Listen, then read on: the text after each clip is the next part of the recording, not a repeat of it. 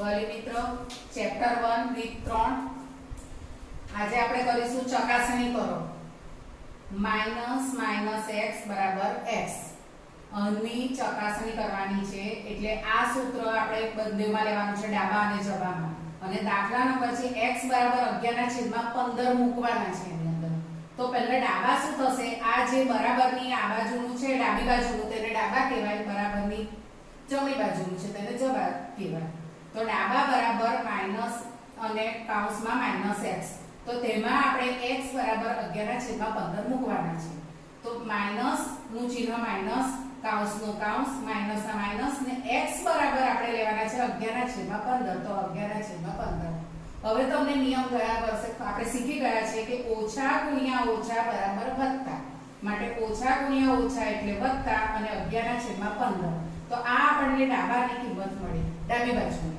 હવે આપણે જમણી બાજુની કિંમત શોધવાની છે તો જમણી બાજુની કિંમત શું છે તો કે x તો જમણી બાજુ બરાબર x એટલે x ની ડાયરેક્ટ જ કિંમત મૂકી દેવાની 11/15 તો ડાબા બરાબર જબા આપણને મળી જાય છે તેવી રીતે બીજો દાખલો x બરાબર હવે આપણે લઈશું -13/17 તો -13/17 તો ડાબી બાજુની કિંમત મૂકીશું તો ઓછા કૌંસમાં ઓછા x તો x બરાબર આપણે શું મૂકવાના છે 13/17 તો -13/17 એટલે ઓછા કૌંસ ઓછા x છે તો x ની જગ્યાએ આપણે મૂકવાનું છે -13/17 પહેલા દાખલાની અંદર પ્લસ હતા એટલે ડાયરેક્ટ અહીંયા ગાડી તમે મૂકી દેતા હતા અહીંયા આપણે બે કૌંસ આવશે ત્યાર પછી આ ઓછાના ઓછા છે ઓછા ગુણ્યા ઓછા એટલે તમને ખબર છે ઓછા ગુણ્યા ઓછા એટલે વત્તા થાય છે +13/7 અને કૌંસ પૂરો બે કૌંસ હતા તેના એક કૌંસ થાય ત્યાર પછી હવે જોઈશું બહાર ઓછાનું ચિહ્ન છે એટલે અંદરના ચિહ્ન બદલાય એ નિયમનો પણ ઉપયોગ થાય અને બીજું છે ઓછા ગુણ્યા વત્તા તો ઓછા ગુણ્યા વત્તા બરાબર ઓછા થાય છે માટે 13/17 તો જબા બરાબર આપણને મળ્યું 13/17 અને ડાબા બરાબર પણ મળ્યું 13/17 તો ડાબા બરાબર જબા આપણો અહીંયા ચકાસણી થાય છે હવે હોમવર્કમાં મેં તમને દાખલા આપ્યા છે દાખલો 1 11/24 અને બીજો આપ્યો છે હોમવર્કમાં -13/19 તો બંને દાખલા આ રીતે થશે પહેલો દાખલો આ રીતે થશે બીજો દાખલો આ રીતે થશે તો ધ્યાન રાખીને આ દાખલો કરજો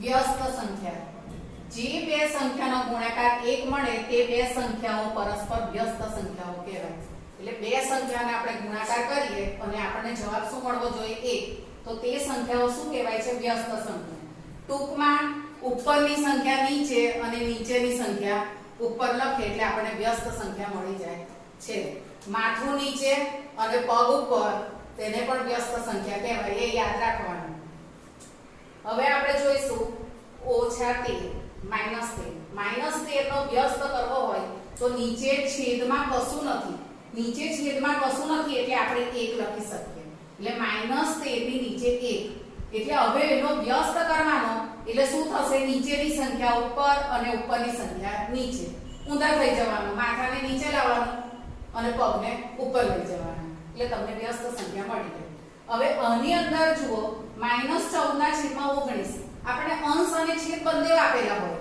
અંશ અને છેદ આપેલા હોય તો આગળના દાખલાની જેમ આપણે 1 લખવાની જરૂર નથી તો તેની અંદર ડાયરેક્ટ જ વ્યસ્ત કરવાનો છે તો નીચેની સંખ્યા હતી તે ઉપર આવે ઉપરની સંખ્યા તે નીચે આવે એમાં બીજું કશું જ કરવાનું નથી ચિહ્ન પણ બદલવાનું નથી ચિહ્ન તેનું તે જ રહે આ વિરોધી સંખ્યા નથી વ્યસ્ત સંખ્યા છે વ્યસ્ત સંખ્યા એટલે ઉપરની સંખ્યા નીચે નીચેની સંખ્યા ઉપર હવે અહીંયા જુઓ -5/8 ગુણ્યા -3/7 આવી સંખ્યા આપેલી હોય તો તમારે એ સંખ્યાને અતિ સંક્ષિપ્ત રૂપ અથવા તો એને નાની સંખ્યા કહેવાય મતલબ કે એક સંખ્યા બનાવવી પડે તો તેના માટે શું કરવાનું અહીંયા ગુણાકારનું ચિહ્ન છે આપણે આગળ શીખી ગયા ગુણાકારનું ચિહ્ન હોય કે આ તો તમે એને છેદ ઉડાવીને અતિ સંક્ષિપ્ત રૂપ કરો અથવા અંશનો ગુણાકાર કરો અને છેદનો ગુણાકાર કરો તો તે કેવી રીતે થશે તો અહીંયા -5 ગુણ્યા -3 8 ગુણ્યા 7 એટલે -5 ગુણ્યા -3 કરશો એટલે તમને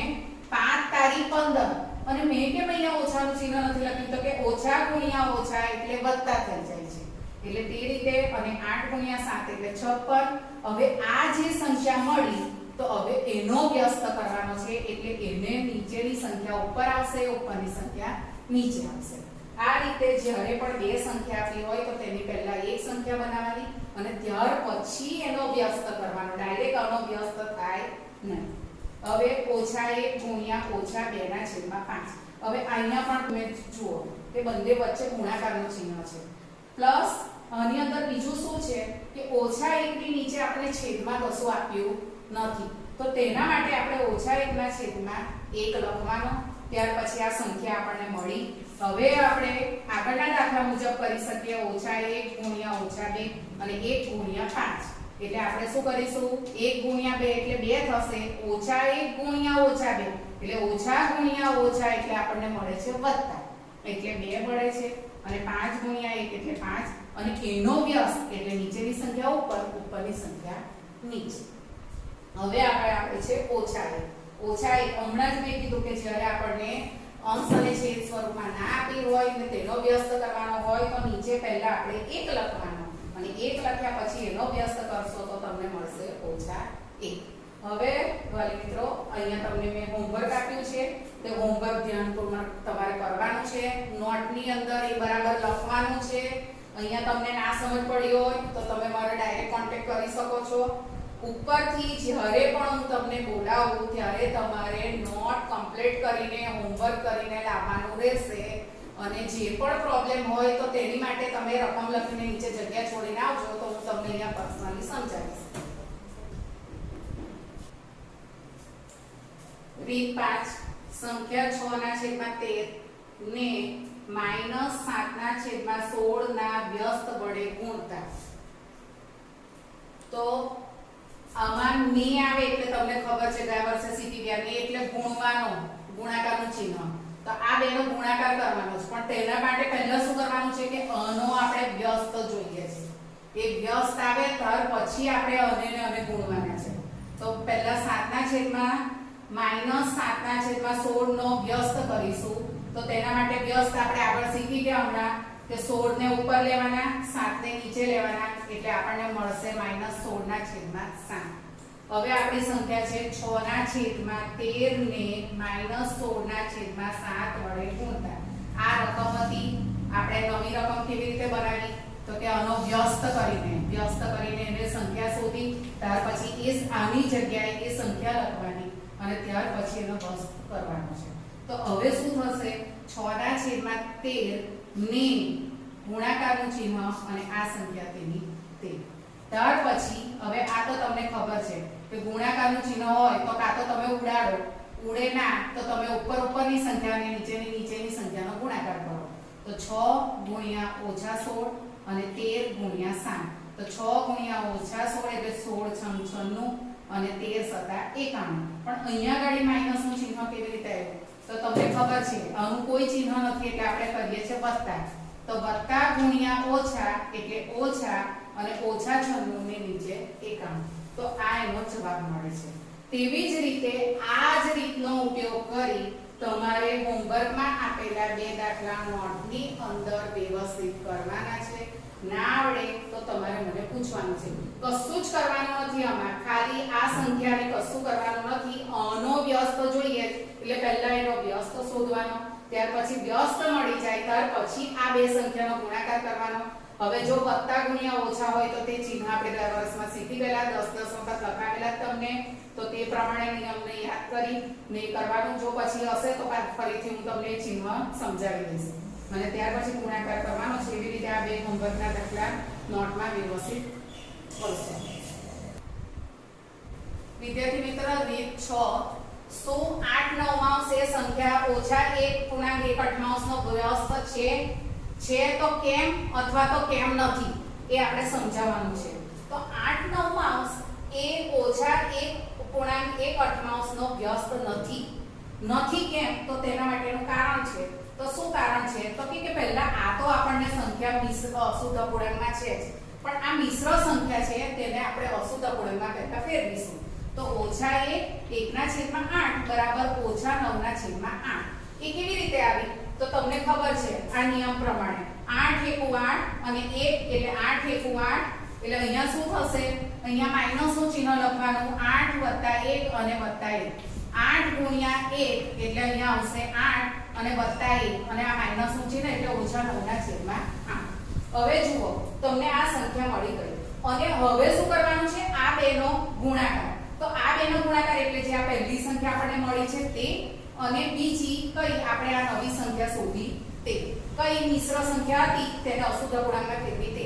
તો એ બેનો ગુણાકાર કરવાનો છે. તો એ બેનો ગુણાકાર કરીએ તો આપણને કેટલો જવાબ મળે છે ઓછા 1. કેવી રીતે મળ્યા તો કે 8 ના છેદમાં 9 અને ઓછા 9 ના છેદમાં 8 એને આપણે અતિ સંક્ષિપ્ત રૂપ એટલે કે અહીંયા તો શું થાય કાં તો તમે ગુણાકારનું ચિહ્ન હોય તો ઉપર ઉપરની સંખ્યાનો ગુણાકાર કરો કાં તો નીચે નીચેની સંખ્યાનો ગુણાકાર કરો અને અતિ સંક્ષિપ્ત.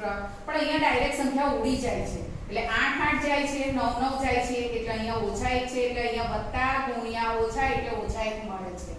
જેનાથી આપણને ખબર પડે છે કે વ્યસ્ત સંખ્યાના ગુણધર્મ પ્રમાણેનો શું નિયમ છે તો કે વ્યસ્ત સંખ્યા પ્રમાણે જવાબ કેટલો મળવો જોઈએ 1. આપણને જવાબ કયો મળ્યો છે -1 માટે તે નથી.